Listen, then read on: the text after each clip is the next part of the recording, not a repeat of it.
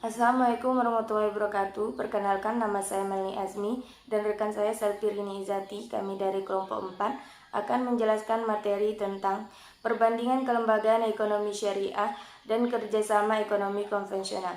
Materi tersebut tugas mata kuliah perbandingan sistem ekonomi syariah dan konvensional yang dibimbing oleh Bapak Taufik Hidayat. Selanjutnya saya sendiri akan menjelaskan sedikit materi, yaitu lembaga ekonomi syariah adalah lembaga yang dalam aktivitasnya, baik penghimpunan dana maupun dalam rangka penyaluran dananya, memberikan dan mengenakan imbalan atas dasar prinsip syariah, yaitu jual beli dan bagi hasil. Lembaga ekonomi konvensional adalah badan usaha yang menjalankan usahanya secara konvensional dengan metode penetapan harga sesuai dengan tingkat suku bunga yang sudah dikeluarkan oleh Bank Indonesia.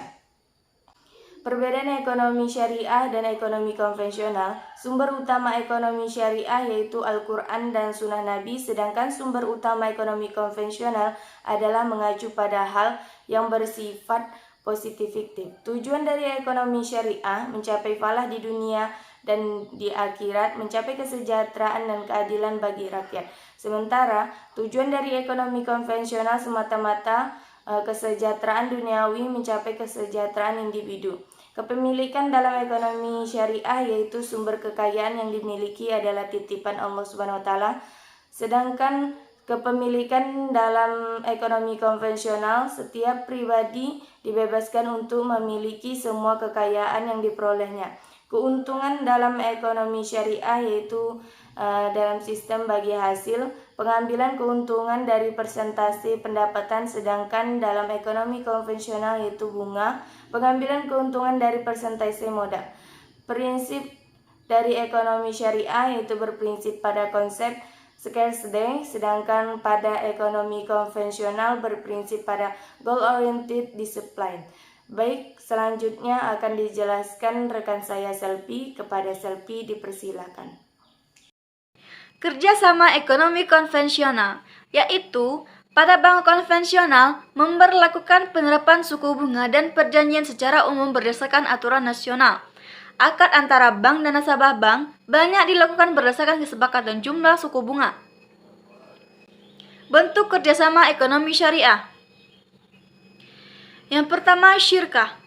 Syirkah yaitu kerjasama antara dua pihak atau lebih untuk suatu usaha tertentu di mana setiap pihak memberikan kontribusi dana atau modal usaha dengan ketentuan bahwa keuntungan dibagi sesuai nisbah yang disepakati.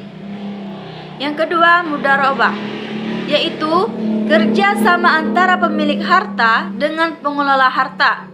Pemilik harta menyerahkan harta kepada pihak lain untuk dibisniskan. Jika untung, keuntungannya dibagi kepada pemilik harta dan pihak pengelola harta sesuai dengan kesepakatan di awal. Jual beli atau murabahah, yaitu bentuk kerjasama jual beli dalam Islam juga sering disebut sebagai murabahah. Dalam bentuk kerjasama ini, terdapat penyerahan kepemilikan barang antara penjual dan pembeli. Bentuk ini adalah bentuk kerjasama paling umum dalam ekonomi Islam. Pemberian kepercayaan, yaitu perjanjian atas penjaminan atau penyelesaian hutang dengan memberikan kepercayaan. Dalam melakukan kerjasama ini, ada beberapa akad yang umum digunakan. Di antaranya adalah jaminan atau kafalah atau damanah, dan gadai atau ran, dan pemindahan hutang atau hiwalah. Titipan wadiah, yaitu bentuk kerjasama ini dilakukan dengan menitipkan barang berharga yang dimiliki seseorang kepada orang lain yang dipercaya. Selama masa penitipan, maka orang tersebut dapat memberikan biaya jasa penitipan kepada orang yang dia titipkan. Selanjutnya, hubungan antara nasabah lembaga perbankan konvensional.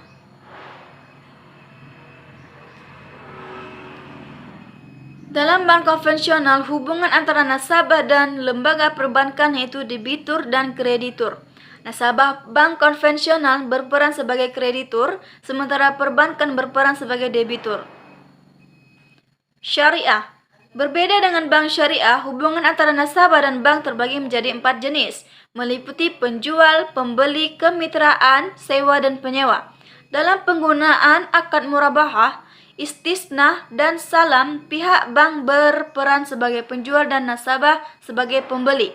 Sementara akad musyarakah dan mudarabah memperlakukan hubungan kemitraan. Akad ijarah memposisikan bank sebagai pemberi sewa dan nasabah sebagai penyewa.